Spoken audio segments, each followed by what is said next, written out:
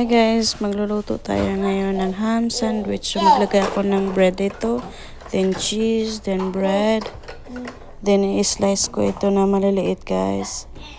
Pahaba. Ganito yun ang pag-slice guys. Ganyan.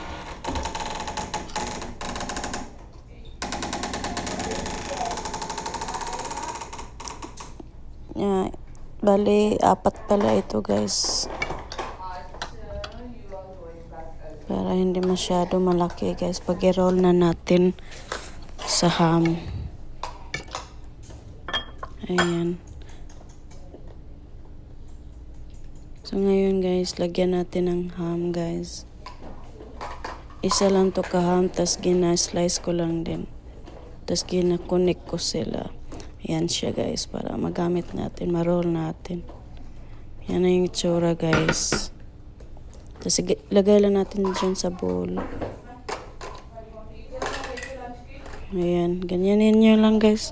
Mabilis lang siya gawin guys.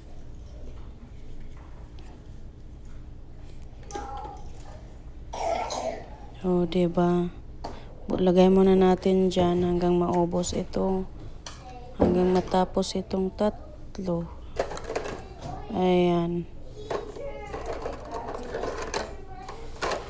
Ganyanin lang siya guys. So, ang bilis-bilis niya. O, diba?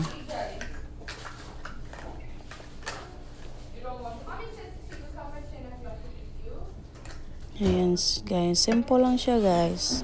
At saka ang bilis niya gawin.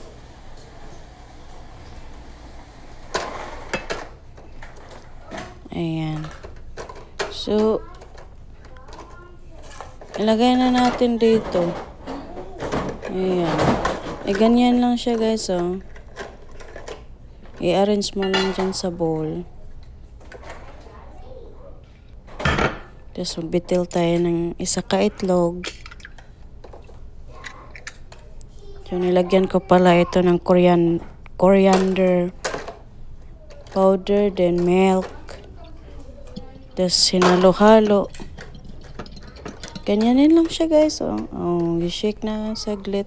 Tapos ibuhos lang siya sa egg. Ayan, pag ganun. So ngayon guys, maglagay tayo ng konting oil dito sa kawali. Iano lang natin, spread lang natin dyan. Tapos priprituhin natin tong ham sandwich natin para tutuyo yung egg. Kasi nilagyan siya ng egg. Ganyan lang siya guys. Bilis lang yan guys. Ayan. Lagay mo na lahat guys.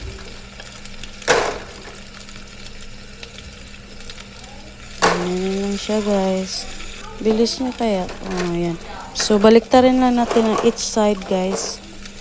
Ayan, dandahan lang kasi nasisira yung ham natin.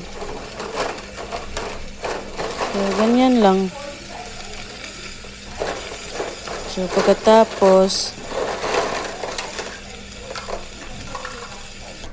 maganito na yung tsura. Luto na. So, tikman natin to guys. Ayan, diba? Tuyo na yan guys, oh.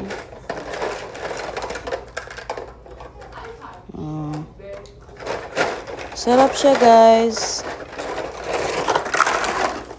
Sarap niya guys. Ayan. Try nyo to guys. Gawin guys. Mabilis lang siya. Hindi siya hindi siya mahirap gawin. O, diba? Thank you for watching. Bye-bye.